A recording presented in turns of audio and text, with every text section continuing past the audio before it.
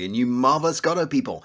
In this video, we're going to create a character scene and a player scene. So we're going to have something to move around our world and get this game started. Now, why am I talking about characters and players as if they're different things? Because in our game, we're going to use character inheritance. We're going to have a base character class from which PCs and NPCs are going to derive basic functions. Now, we don't have to worry about that too much right now because we're just going to be focusing on the player character, but I do want to set up a system whereby the players inherit from the character. Okay, to do that, we're going to get into Godot. Here's our lovely desk, here's our lovely camera. Everything's looking a bit brown, we can fix that later. The desk might be a bit big, we can fix that later too. First, brand new scene, custom node, kinematic body.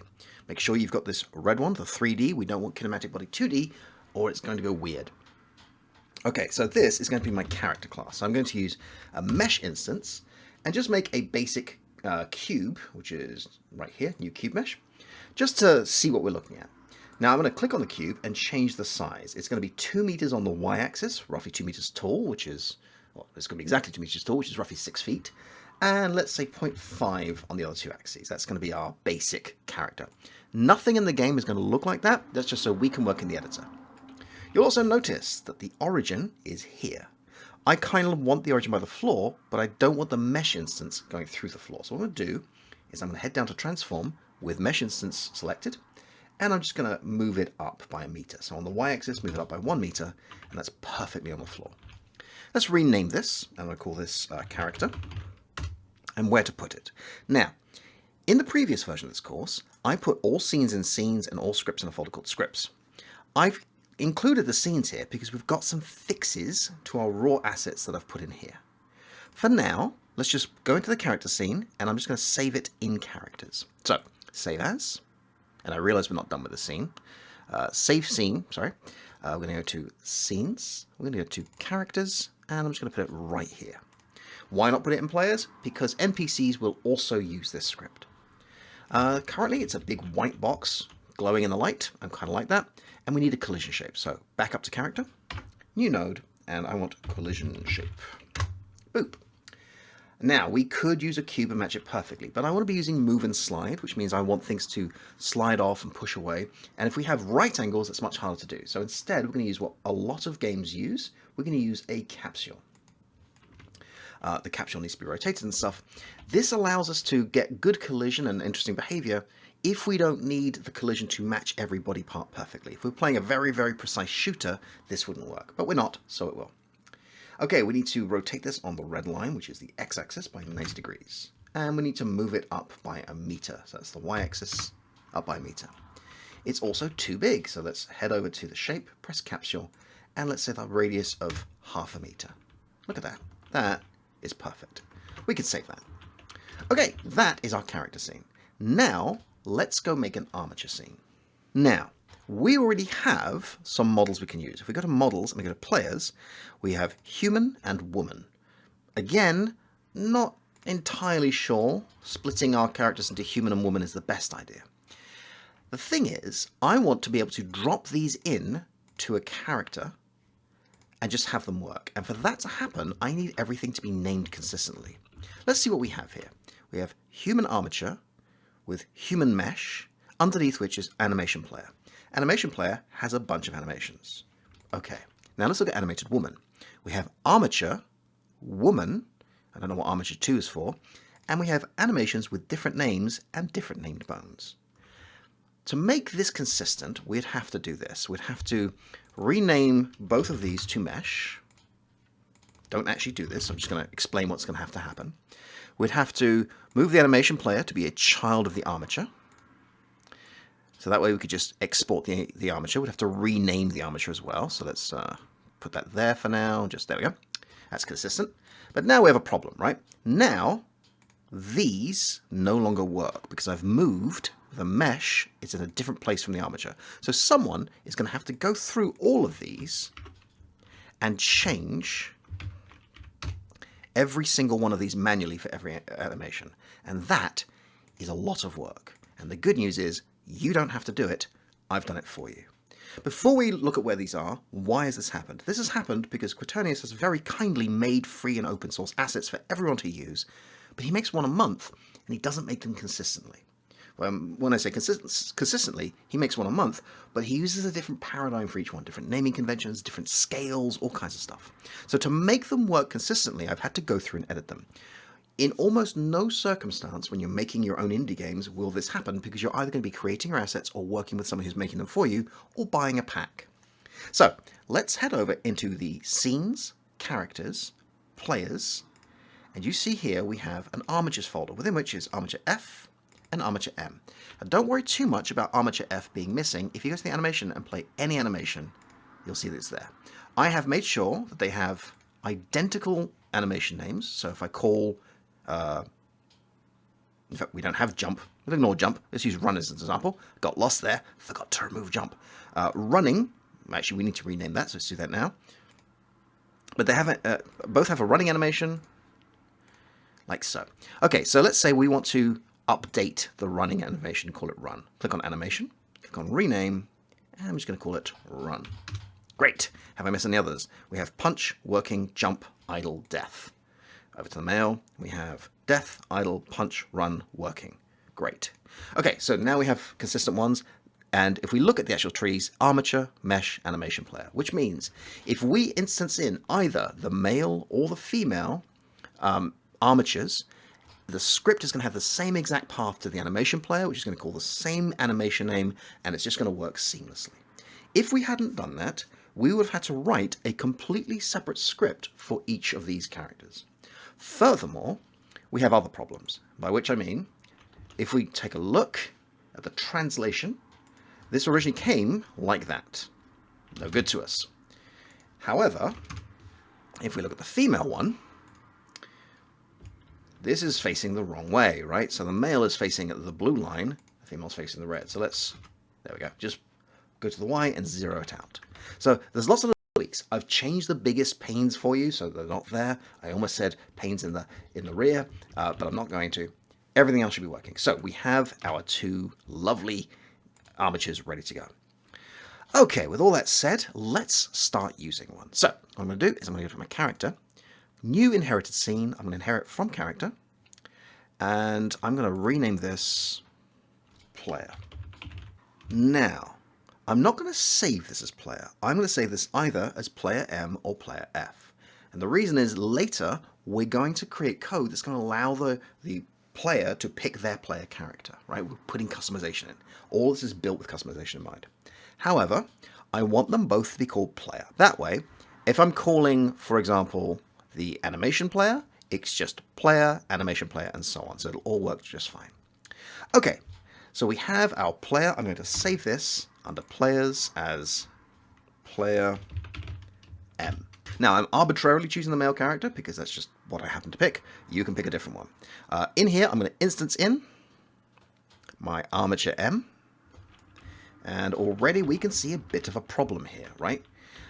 The scale is off. This character is 2 meters, 4 meters, 6 meters, 8 meters tall. Okay, we want 2 meters tall. So let's select the armature. Let's go to transform, and let's just do 0.25 in all 3 axes.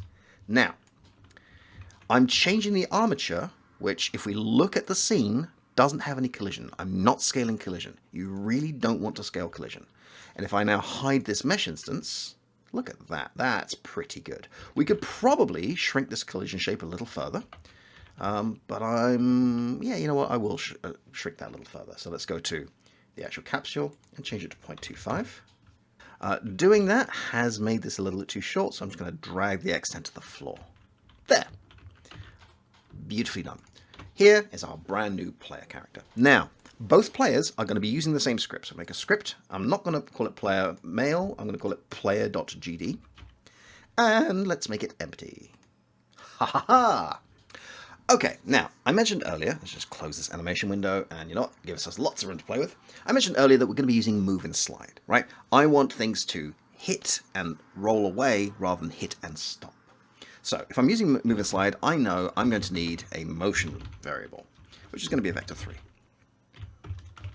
And I'm going to be running this every frame, and I want to be doing this on physics, so let's do physics process delta.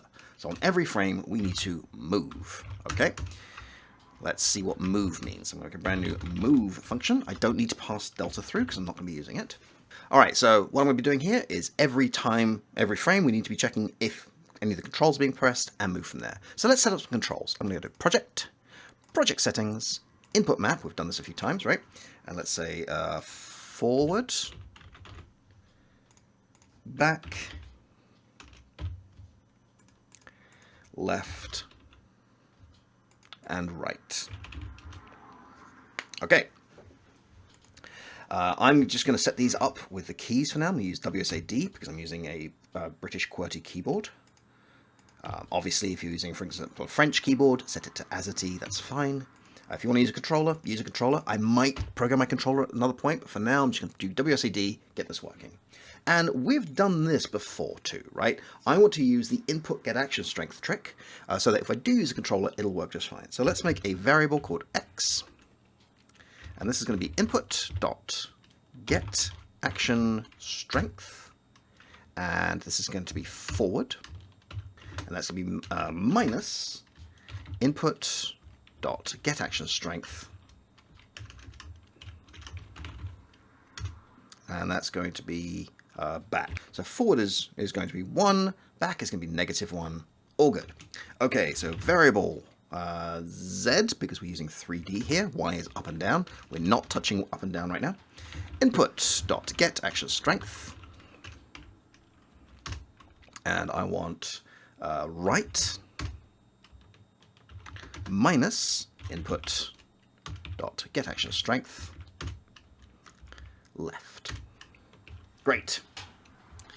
So now I'm going to set motion to be vector 3 x 0 z. Now we're going to be changing the move. Now later we are going to be changing how movement works. We'll be using a lot of mouse look, and we're going to have to make sure that the direction keys are actually not in line with the world, but in line with the camera, which is moving with the mouse. So there's going to be some changes, but for now that's looking good. Now we're also going to need a few other things. We need a constant. I'm going to use speed, and let's just start with a speed of 10. We can tweak these values in a bit. Okay, so we have our speed of 10, but you'll notice if I run this, nothing will happen. And to demonstrate that, I'm going to go to my level template. I'm going to instance in player M and run the game. Here's my character. I'm pressing the keys. Nothing is happening. Why is nothing happening? Because we need to actually call move and slide. So my challenge for you is to use move and slide to move the player character. This is really a very simple test to see how comfortable you are with move and slide at the moment. Before you go any further, you'll notice this tip here. Don't multiply by delta in move and slide. Move and slide automatically multiplies by delta. Move and collide does not. If you multiply by delta and move and slide, you're actually multiplying by delta squared, which would be acceleration, I guess. So pause the video, give that a shot. I don't know why my knuckle just cracked, and when you come back, I'll show you my solution.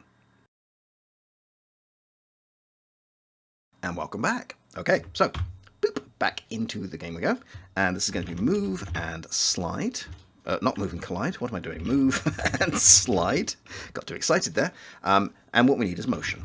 However, we also need to put the floor normal. We're dealing in 3D. We can't leave this blank. There's a couple of things we could do. We can make a brand new constant up here. Call it up, which would be a vector 3 of 0, 1, 0, right? 0 on the x, y on the y, 0 on the z. Or we could type that vector 3 in here. I'm going to make the constant and just drop it in. And that should work. So let's press play. Embiggen the screen, and it does. Now we're moving very slowly, and we're actually moving globally. So the camera should be over here. So I'm going to move the camera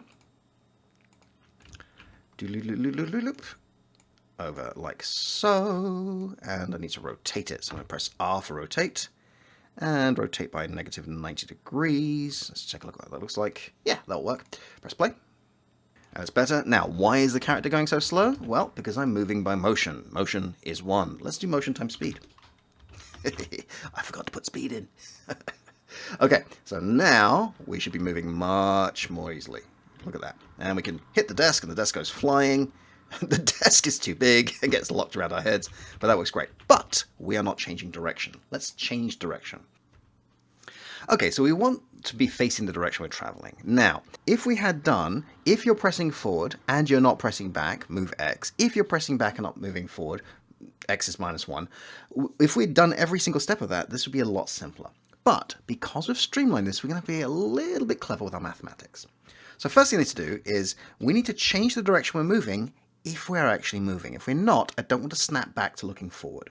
So let's put in an if statement. If motion, if not motion is what I mean, is equal to vector 3, 0, 0, 0. In other words, if you're not still, all right, that's the cleanest way I can think of phrasing that, then we want to face forward, and we're going to pass through X and Z.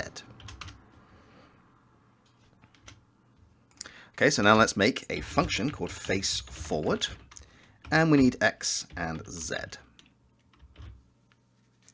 Now, we're going to be using radians. So if I look at rotation, be careful, because rotation is not the same as rotation degrees. Rotation degrees uses degrees. There are 360 degrees in a circle. Rotation uses radians. I didn't study radians at school. They were never taught to me. I stopped doing mathematics at the age of 16 and didn't do it again until I did my master's degree in education, at which point we didn't cover it. But a radian is a way of measuring an angle, and 2 times pi radians is a full circle. So, with that said, the rotation is going to have to equal something in that value range. And to do this, we're going to use some trigonometry. We're going to use the arctan. And we need 2 values, and we use X and Z. And we want to do this just on the y-axis, right? We don't want to rotate on all 3 axes. I'll be honest, I don't know my trigonometry well enough to fully explain atan. I just know if I want to take 2 directional inputs and turn them into a rotation, I need atan, and I'm using 2 inputs, so I need atan 2. Now, when I press play, we'll find that pressing back makes us look right, pressing left makes us look back, pressing forward makes us look left, and pressing right makes us look forward. The mesh is off by 90 degrees. Now, there's 2 things we could do here. We could either do some mathematics here, and to do that, what I would do is I would subtract half times pi. So I subtract half pi, or pi over 2 if you prefer. And that will work, so I can go into there, and pressing back, left, character now works, right? The other thing we could do, I'm actually going to leave it as minus pi divided by 2. The other thing we could do is we could go into the player M, and we could take this mesh, and we could rotate it. I would suggest not doing that, and here's why. If I rotate this by 90,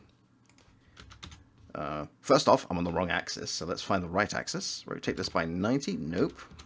If I rotate this by 90, okay, so if I rotate this by 90, are the animations still going to work? And the answer is not really. I mean, they kind of do, but it's a bit messy.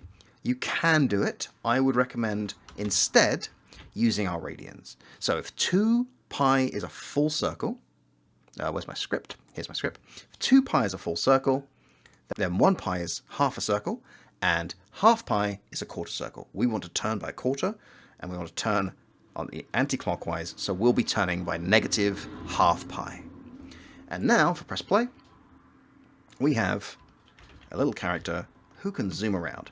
Now, we don't have the animations yet, that's coming pretty soon, but we do have something pretty simple. We can move around, we can interact with giant physics objects, bye-bye desk, push you off the edge.